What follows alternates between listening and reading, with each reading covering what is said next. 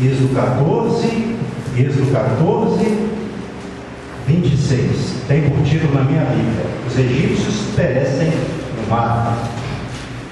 Senhor nosso Deus e Pai, neste momento nós vamos estar aqui ouvindo a mensagem do Senhor no meu coração. Senhor, se o culto acabasse agora, já estaria de bom tamanho, Senhor, pelas coisas que o Senhor tem feito na vida dos irmãos, nossa amada evangelista. Mas nós vamos ouvir agora, Pai, a Tua palavra para completar a bênção, a Deus e Pai, que o Senhor possa usar conforme a Tua vontade, para que a igreja continue sendo edificada em nome de Jesus. Amém. Graças a Deus. Quem pudesse colocar de pé, se não puder, pode ficar sentado.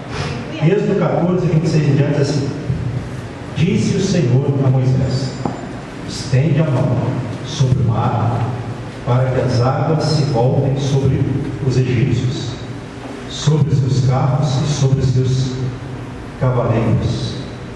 Na nossa Bíblia está o versículo 26 de Êxodo 14, cavalarianos, mas a palavra cavaleiros é mais adequada, né? Então, verso 27 de Êxodo 14: Moisés estendeu a mão sobre o mar, e o mar, ao romper da manhã, retornou a sua força. Os egípcios, ao fugirem, foram de encontro a ele, e o Senhor derribou os egípcios no meio do mar. E voltando as águas, cobriram os carros e os cavaleiros de todo o exército de Faraó, que os haviam seguido no mar. Nem ainda um deles ficou, mas os filhos de Israel caminhavam a pé enxuto pelo meio do mar, e as águas lhes eram quais muros, à sua direita e à sua esquerda. Assim o Senhor livrou Israel naquele dia da mão dos egípcios, e Israel viu os egípcios mortos na praia do mar. Viu Israel o grande poder que o Senhor exercitara contra os egípcios, e o povo temeu ao Senhor e confiou no Senhor e em Moisés, seu servo. Amém. Igreja, pode se assentar. Então, irmãos, esse é um clássico texto conhecido, né? Onde Deus, ele acabou com o exército do Egito nas águas do Mar Vermelho, né? Mar Vermelho, as pessoas às vezes têm uma ideia, né? Quando fala de Mar Vermelho, as pessoas pensam que o mar era realmente vermelho. Mas na verdade, se a gente for analisar bem, e a pessoa ter esse primeiro contato com a palavra, tendo o primeiro contato, pensar assim, eu pensei um dia, né, a gente não conhece, a gente tem uma tendência de ir para o literal, entender como se lê. Mas na verdade, até no hebraico, sabe como é que está? Mar de junto ou juntos. Mar Vermelho é segundo o Antigo Testamento grego. Então no hebraico está mar de junto ou juntos, né? E segundo o Antigo Testamento grego está Mar Vermelho, certo? E por que Mar Vermelho? Porque provavelmente acontecia um fenômeno naquela região ali da natureza e refletia na água, exatamente, alguma coisa assim, era um fenômeno da natureza que dava uma aparência de vermelho, não é? Alguma coisa assim. Mas Mar Vermelho, vamos ficar como está aqui na Bíblia mesmo, vamos ficar com o que está aqui da forma de como está. Então, o que o Senhor disse a Moisés? Estende a mão sobre o mar, para que as águas se voltem sobre os egípcios, sobre os seus carros e sobre os seus cavaleiros. Então Moisés estendeu a mão sobre o mar, e o mar, ao romper da manhã, retomou a sua força. Os egípcios, isso aconteceu quando? Ao romper da manhã, o mar retomou a sua força. Os egípcios, ao fugirem, foram de encontro. Quando a gente fala assim, Deus foi ao encontro, por exemplo, de alguém. Ao encontro é a favor. De encontro é contra, é chocar. Por isso que fala aqui, ó. Ao fugir, verso 27, foram de encontro a ele. E o Senhor derribou os egípcios no meio do mar. Olha o que aconteceu com quem perseguiu o povo de Deus. E voltando às águas, cobriram os carros e os cavaleiros de todo o exército de Faraó, que os haviam seguido no mar. Nem ainda um deles ficou. Olha só. Que maravilha. Mas, verso 29, os filhos de Israel caminhavam a pé enxuto pelo meio do mar, e as águas lhes eram quais muros, à sua direita e à sua esquerda. A diferença. Sempre houve diferença entre o que serve e o que não serve. O amigo e o inimigo de Deus. Não é? Assim o Senhor livrou Israel naquele dia da mão dos egípcios, e Israel viu os egípcios mortos na praia do mar, como Deus havia falado. A palavra de Deus não volta. Quando a gente analisa o contexto evangelista, a gente vê algumas coisas importantes aqui, o contexto do texto. E eu vou falar algumas para a gente absorver mais ainda, ou da melhor maneira possível que a gente pode, absorver. Observem, velho, no capítulo de número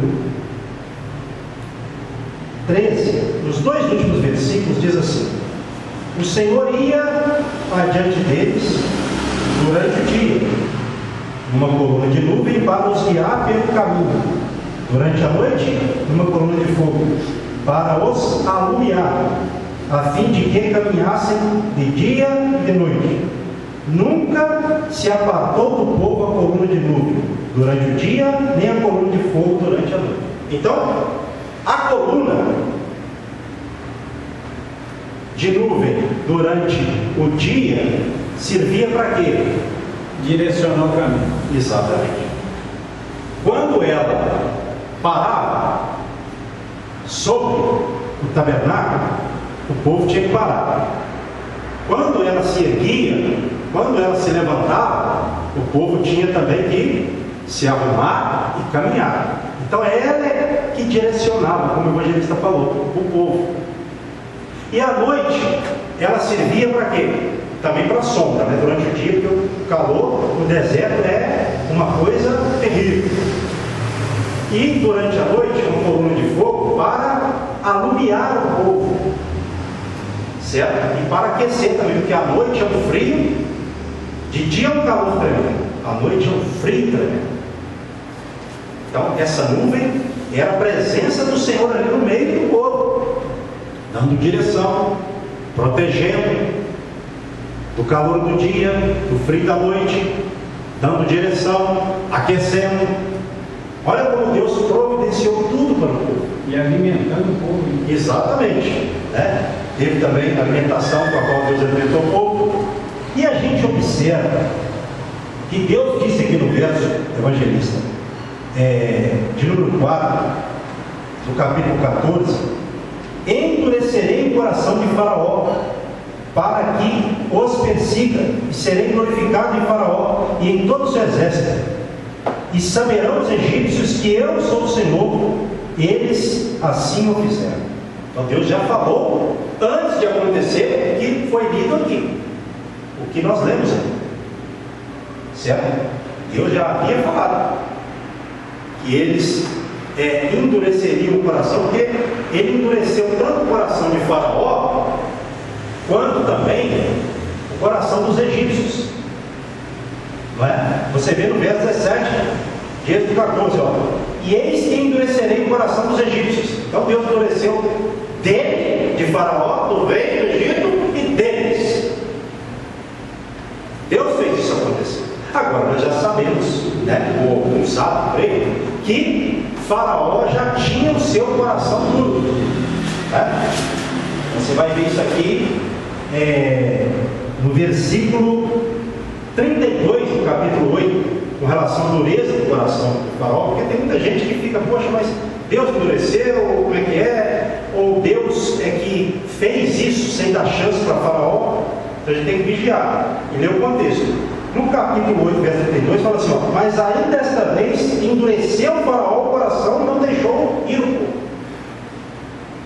Aqui fala que o faraó endureceu. Então eu creio que o endurecimento do coração deve ser entendido da seguinte forma: Deus, vendo que faraó ele realmente já endureceria o seu coração, Deus endureceu ainda mais. E a gente tem uma ideia aqui de que quando uma pessoa é muito ruim e Deus vendo que ela não vai se curvar, Deus trabalha na própria maldade dela. Às vezes Deus permite ela se tornar mais ruim possível para se gloriar nela. Provando o próprio veneno. Exatamente. Então, nesse sentido, eu creio que Deus endureceu uma dureza que já havia no coração do faraó para se gloriar nele. Deus tinha um propósito, né? Tem gente que entende diferente e aí cada um entende de uma forma, né? Mas eu vejo dessa forma. Então, voltando para Êxodo 14, o contexto, como eu disse, o que aconteceu? Olha só o verso 8: porque o Senhor endureceu o coração de Faraó, rei do Egito, para que perseguisse os filhos de Israel, porém os filhos de Israel saíram afoitamente.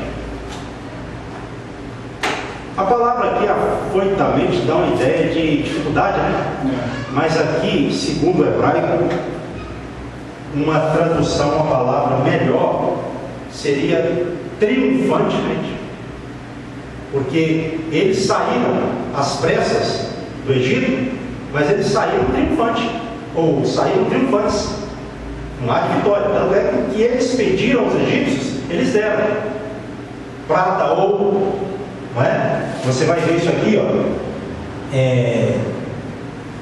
no capítulo 12, verso 36, ó. E o Senhor fez que o seu povo encontrasse favor da parte dos egípcios, de maneira que estes lhe davam o que pediam, e despojaram os egípcios. Amém? Amém. Então, a gente vê que Deus deu o quê? Graça. Não é? E se a gente analisar aqui, quer ver? Deixa eu dar uma olhada. Olha só o versículo de número 34 e 35.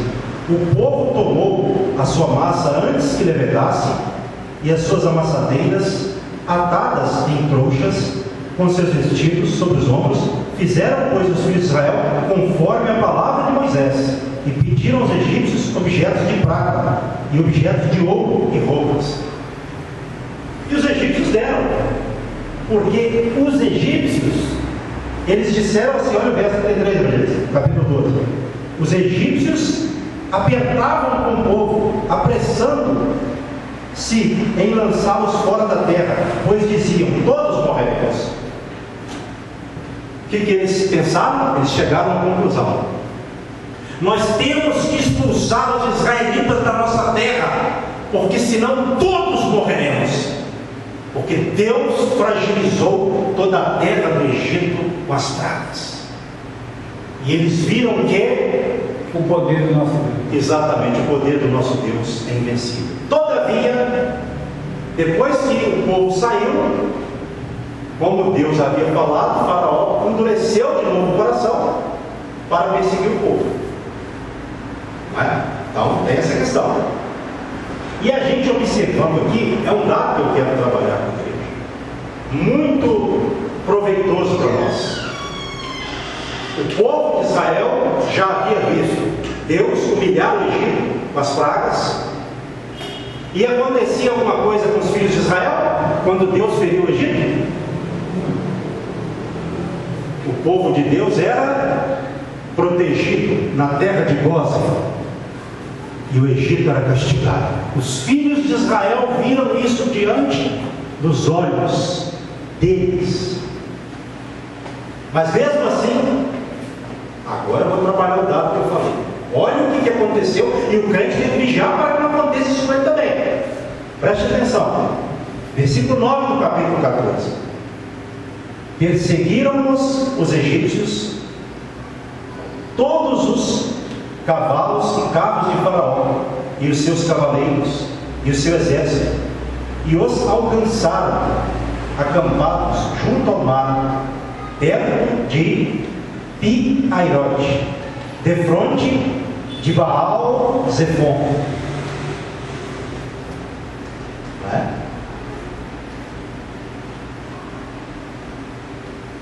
E chegando o Faraó, os filhos de Israel, preste atenção, estou chegando lá, levantaram os olhos, e eis que os egípcios vinham atrás deles, e temeram muito. Então os filhos de Israel clamaram ao Senhor. Preste atenção, igreja. Verso 11. Disseram a Moisés: será por não haver sepulcros no Egito que nos tiraste de lá, para que morramos neste deserto? Por que nos tiraste, ou nos trataste assim, fazendo-nos sair do Egito? Não é isso o que te dissemos no Egito? Deixa-nos para que sirvamos os egípcios, pois melhor nos fora servir aos egípcios do que morrermos no deserto. Ingratidão. Às vezes Deus está fazendo, basta vir uma dificuldade que a pessoa já começa a lamentar, a murmurar, a reclamar. Eu fico imaginando o coração de Deus. Meu Deus, tirei eles do Egito como eu disse que tiraria, e ainda tem murmuração, reclamação. Separei do meu povo escolhido. A gente deve vigiar. A gente deve vigiar porque Deus faz a obra na nossa vida, mas não apenas para a gente glorificar Ele quando Ele faz, mas sim para que quando vier dificuldade, nós nos lembremos do que Ele fez e para a gente enfrentar crendo que Ele vai fazer de novo. Pastor, e se Ele não fizer? Ele continua sendo Deus, como diz o hino. Se Deus fazer um milagre ou fizer um milagre, Ele é Deus. Se Ele não fizer, Ele continua sendo Deus. Não precisa de uma condição lá, eu vou glorificar só se Deus fizer. Não. Ele já fez tudo o que Ele podia fazer por nós. Eu creio que Ele vai continuar fazendo, mas caso Ele não faça, que glorifiquemos mesmo assim. Amém. E não cometamos o mesmo erro de Israel, coisa terrível. E olha só, evangelista, verso 13 de Êxodo capítulo 14. Moisés, porém, imagino eu, Moisés vendo tudo isso, né? Moisés, porém, respondeu ao povo: não temais, aquietai-vos e vede o livramento do Senhor, que hoje vos fará, porque os egípcios que hoje vedes, nunca mais os tornareis a ver.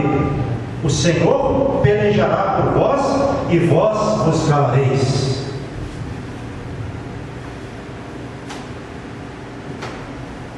Imagina a vontade de Deus aqui já de dar uma disciplina no povo, de castigar. Mas mesmo assim, Moisés disse: que palavra! Olha como Deus é pacientoso, misericordioso.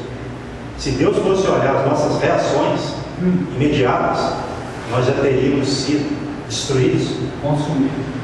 Exatamente. Não temais. Em meio a isso tudo vocês estão reclamando. Não temais, aquietai-vos e vede o livramento do Senhor, que hoje vos fará, porque os egípcios que vocês estão vendo, vocês não verão nunca mais. O Senhor vai pelejar por vocês e vocês vão ficar em silêncio. e vós vos clamareis. A gente tem que aprender isso. Que a nossa tendência, não você importa aqui não, gente, e demais, a nossa tendência é na hora da dificuldade reclamar mesmo. Se a pessoa não vigiar, ela xinga. Se ela não vigiar, ela pragueja, murmura, como o povo de Israel agradeceu pelo maná, com o passar do tempo começou a praguejar o maná. O filho miserável tem que vigiar para não fazer da bênção a maldição, tá? E os que fizeram isso caíram mortos pelo deserto. Nós vimos isso aqui outro dia, tá? E aí, irmãos, o Senhor falou a Moisés: por que clamas a mim? Dize aos filhos de Israel que marchem. Não precisa de reclamar. Diga ao povo de Israel para marchar, que eu vou dar a vitória. Em outras palavras, né? E tu, levanta o teu bordão, estende a mão sobre o mar e divide-o, para que os filhos de Israel passem pelo meio do mar em seco. Eis que endurecerei o coração dos egípcios, que eu falei agora há pouco, para que vos sigam e entrem nele. Serei glorificado em Faraó e em todo o seu exército, nos seus carros e nos seus cavaleiros. E os egípcios saberão que eu sou o Senhor, quando for glorificado em Faraó, nos seus carros, nos seus cavaleiros e nos seus cavaleiros. E eles saberiam que Deus é o Senhor. Deus ainda, nesse último endurecimento do coração de Faraó, receberia maior glória. Mas olha só o que Deus prepara. Então o anjo de Deus, que ia adiante do exército de Israel, se retirou e passou para trás dele. Olha só, evangelista. Também a coluna de nuvem se retirou de diante deles e se pôs atrás deles. Vamos continuar para a gente ver. E ia entre o campo dos egípcios e o campo de Israel. A nuvem era escuridade para aqueles, e para este esclarecia a noite, de maneira que em toda a noite este e aqueles não puderam aproximar-se. Então a nuvem, não é como diz aqui, que passou para trás do povo, para o povo de Israel era claridade, para o inimigo, escuridão. Olha a diferença, isso que eu falei. O modo de Deus tratar com o seu povo e com o inimigo do povo. Bênção para um e para outro, castigo, maldição. Uma maldição que já estava para se cumprir logo na sequência, em seu nível maior. Olha que bênção. Então Moisés estendeu a mão sobre o mar, e o Senhor, por um forte vento oriental que soprou toda aquela noite, fez retirar-se o mar, que se tornou terra seca, e as águas foram divididas. Os filhos de Israel entraram pelo meio do mar em seco, e as águas lhe foram qual muro, à sua direita e à sua esquerda. Os egípcios que os perseguiam entraram atrás deles, todos os cavalos de Faraó, os seus carros e os seus cavaleiros, até o meio do mar. Na vigília da manhã, pouco antes do amanhecer, não é? Final da madrugada, na vigília da manhã, o Senhor, na coluna de fogo e de nuvem, viu o acampamento dos egípcios e alvorotou ou transtornou o acampamento dos egípcios. Então o Senhor, como fala aqui, na vigília da manhã, o Senhor, na coluna de fogo e de nuvem, viu o acampamento dos egípcios e transtornou o acampamento dos egípcios. O que Deus fez? Transtornou o acampamento dos egípcios, antes de destruí-los totalmente. Deus foi quebrando eles, tirando a força deles, para depois matá-los cabalmente, completar o propósito. Emperrou-lhes as rodas dos carros. O que é emperrar? Ele foi tirando as rodas dos carros. Olha o que o Senhor fez, né? E fê-los andar dificultosamente. Imagino eu, né? As rodas saindo dos carros, eles perdendo a força. Então disseram os egípcios: fujamos da presença de Israel, porque o Senhor peleja por eles contra os egípcios. Aí gera ataque. Fujamos da presença do Senhor, porque Ele está pelejando por Israel, está contra os egípcios. Mas aí gera ataque. Olha só o que o Senhor fez. Quantas coisas Deus fez por amor a Israel, né? Por amar Israel. Israel muitas vezes não reconheceu. Deus fez aqui um grande e poderoso milagre.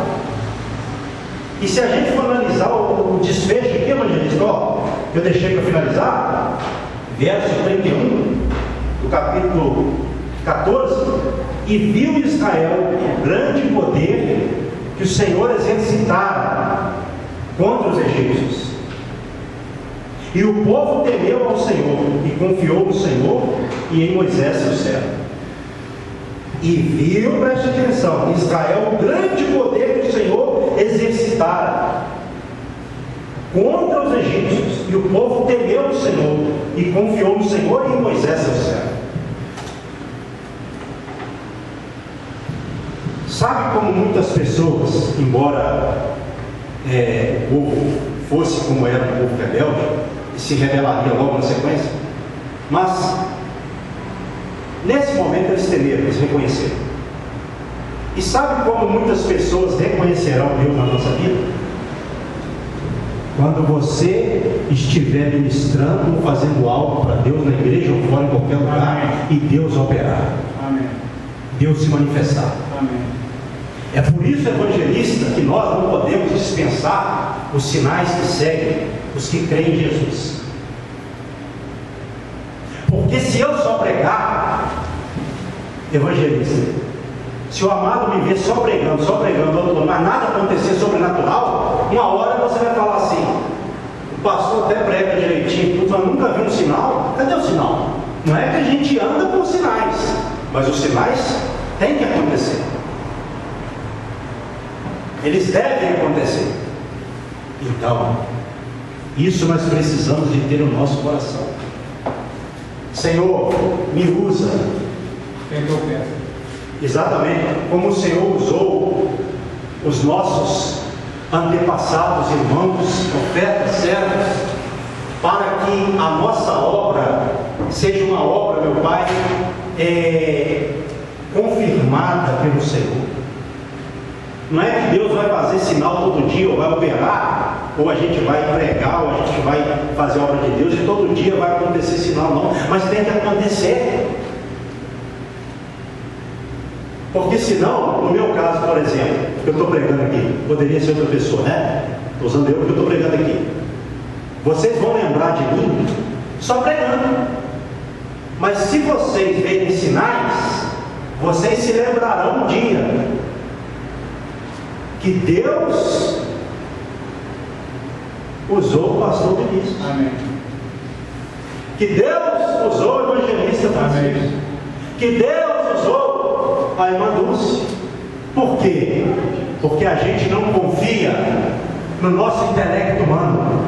A gente confia no poder de Deus. Como Paulo disse aos Coríntios, eu gosto muito dessa mensagem, e é o que a gente tem que fazer. A gente tem que pregar a palavra, e o Espírito Santo, ele tem que se manifestar, para que a fé das pessoas não fique apoiada em palavras de sabedoria humana ou persuasão humana, mas sim na manifestação da palavra, do poder de Deus na vida das pessoas. Eu quero ser lembrado, não por ter pregado somente, mas principalmente por Deus ter me usado. É isso que eu quero. Eu peço a Deus, eu oro, busco, e eu não sou de ficar assim inventando também, não. Se tem uma coisa que eu venho aprendendo ao longo da minha caminhada não inventar. Se Deus revelar, fala. Se Ele não revelar, prega a palavra. Eu não é, evangelista. Porque a gente não pode colocar e tirar. E essa manifestação de Deus, evangelista, olha só o capítulo 15, ó. O cântico depois, né? Deus opera e depois o povo vai cantar, né? Aleluia. Conhecido como Cântico de Moisés. Êxodo capítulo 15. Capítulo 15, versículo 1. Olha só para encerrar a mensagem, para caminhar aqui para o final. Êxodo capítulo 15. Depois que Deus fez a obra, o povo cantou, aleluia. Depois que Deus abençoou, a gente vai cantar e glorificar. Isso. Então entoou Moisés e os filhos de Israel este cântico ao Senhor e disseram: Cantarei ao Senhor, porque triunfou gloriosamente, lançou no mar o cavalo e o seu cavaleiro. O Senhor é a minha força e o meu cântico, Ele me foi por salvação. Este é o meu Deus, portanto eu louvarei. Ele é o Deus de meu Pai, por isso exaltarei. O Senhor é homem de guerra, o Senhor é o seu nome. Lançou no mar os carros de Faraó e o seu exército, e os seus capitães afogaram-se no mar vermelho. Os vagalhões os cobriram, desceram as profundezas como pedra. A tua destra, ó Senhor, é gloriosa em poder. A tua destra, ó Senhor, despedaça o inimigo. Na grandeza da tua excelência, derribas os que se levantam contra ti. Envias o teu furor. Quem os consome? Quem, melhor dizendo, os consome como restolho, como palha. Oh, aleluia! Olha só. Depois eles foram cantar, evangelista. Porque depois que Deus faz a obra, vem um cântico de louvor ao Senhor. Sobe ao coração do cristão. Vem aquela vontade de louvar, de glorificar, de agradecer, de bendizer. Porque louvar é agradecer a Deus também. Embora seja o louvor de muitas pessoas, não com esse objetivo, erroneamente, né? Quando não é com o objetivo de agradecer. Porque o louvor, ele tem que ser uma expressão musical de gratidão a Deus, de acordo com a realidade, né? Infelizmente nem todos fazem isso. Alguns gostam de cantar, mas não pensam naquilo que estão cantando. O certo é cantar a palavra, né? Você vê os salmistas, o que Moisés cantou aqui? Cantou o que Deus fez. Cantou a palavra, colocar assim, né? Eu tempo que você mandou outra coisa para minha amiga de internet, eu falei tudo. Mas aí é com ele, né? Não tem problema. O negócio é irmã, né, evangelista? Continuar.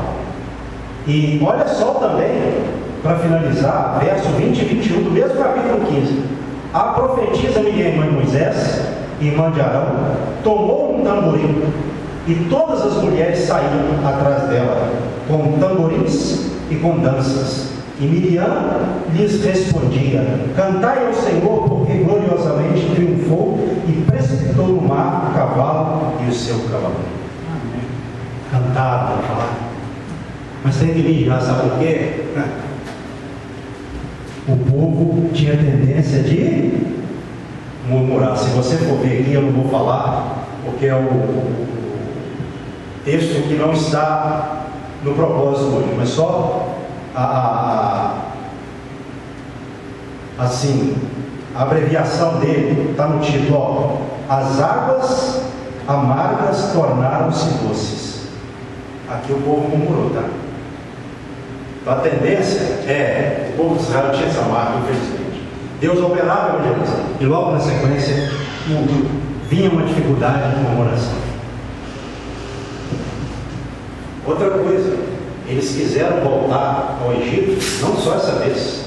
Eu preguei aqui alguns dias atrás. Eles quiseram voltar. Tiveram saudade do Egito. Sabe por quê? Por causa de dificuldade. O crente tem que aprender a conviver com dificuldade. Não é que é só dificuldade, não, mas a dificuldade, quando ela acontece, aquilo é para Deus provar. É Deus testando na sua caminhada, te melhorando, te lapidando. Exatamente, aí, o evangelista não passou por esse processo, eu também passo, e o crente que não quiser passar, ele não quer ir para o céu, porque não tem, como não teve Canaã, né? Para aqueles que murmuraram, não tem o crente que murmura e vive na murmuração, não entende o processo da lapidação de Deus, do trabalhar de Deus. Então é importante que nós não caiamos em murmuração. Eu costumo dizer que Israel, apesar de ter reconhecido em algumas vezes o que Deus fez, ficou marcado, muito infelizmente, pela gratidão ou pela ingratidão. Pela ingratidão.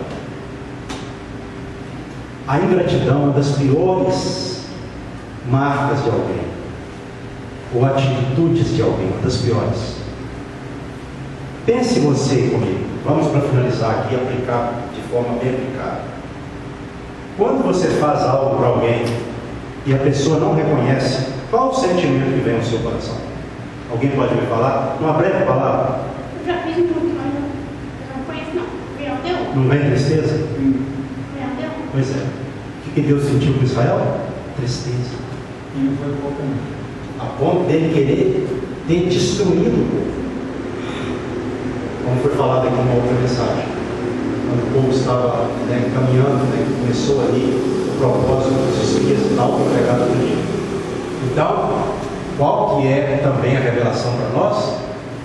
Não murmuremos, reconheçamos, possamos reconhecer o que Deus está fazendo. Pense bem, irmãos, quando Deus falou com Moisés, como está aqui, claramente, estende a mão sobre o mar, e o mar se fechou. Quando ele falou antes do mar se fechar para o mar abrir, o que ele disse a Moisés? Estende, ou levanta o teu bordão e estende a mão sobre o mar, e divide-o, para que os filhos de Israel passem pelo meio do mar em si. Isso deixou de acontecer? Não aconteceu. Que milagre! Eu fico imaginando, eu tenho filmes lá em casa, evangelista, eu gosto de ver, esses filmes do Antigo Testamento, e Moisés estendendo a mão, levantando o cajado, estendendo a mão, o mar, e depois ele estendendo a mão e o mar se fechando. E o povo glorificando a Deus, e os egípcios morrendo, afogados nas águas do mar. E o faraó vendo. E o faraó vendo. Tem um detalhe que me veio memória, eu vou encerrar aqui agora. Um versículo só, em cima disso que você falou aí, tá? Eu vou encerrar. Você falou? Salmo, se eu não me engano, se não me falha a memória, deixa eu dar uma olhada aqui, se é o Salmo 136, eu até decorei, mas às vezes a gente engana, mas aqui eu não me enganei não. Olha só, para encerrar, Salmo 136, verso 15.